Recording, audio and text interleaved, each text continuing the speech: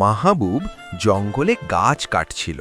হঠাৎ একটি সাদা ডায়মন্ডের দরজা দেখতে পায়। কৌতূহলবশত মাহবুব সেই দরজা দিয়ে ভিতরে প্রবেশ করে।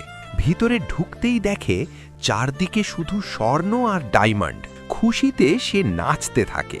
সেখান থেকে ট্রাক ভর্তি ডায়মন্ড নিয়ে আসে ও সেইগুলো বিক্রি করতে একটা জুয়েলারি দোকানে যায়। সেই ডায়মন্ড ও স্বর্ণ বিক্রি করে বিশাল এক ট্রাক ভর্তি টাকা পায়।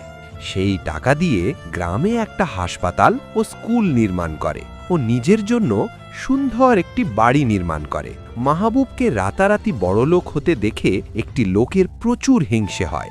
সে মাহবুবের পিছু নিয়ে সেই জঙ্গলে পৌঁছে যায় এবং মাহবুবকে সেই গাছের ভিতর ঢুকতে দেখে ও একটু পর ট্রাক ভর্তি করে ডায়মন্ড নিতে দেখে ফেলে। লোভে সে সেই দরজা দিয়ে ভিতরে প্রবেশ করে। এত স্বর্ণ ও ডায়মন্ড দেখে সেও খুশিতে নাচতে থাকে। যখনই সে ডায়মন্ড নিতে যাবে, সব ডায়মন্ড সাপ হয়ে তাকে তাড়া করতে থাকে। গাছের দরজাটাও হঠাৎ গায়েব হয়ে যায়। পরবর্তীতে মাহবুব দরজা না পেয়ে কান্না করতে থাকে। তার এই দুঃখ দেখেও কেউ লাইক সাবস্ক্রাইব করেনি।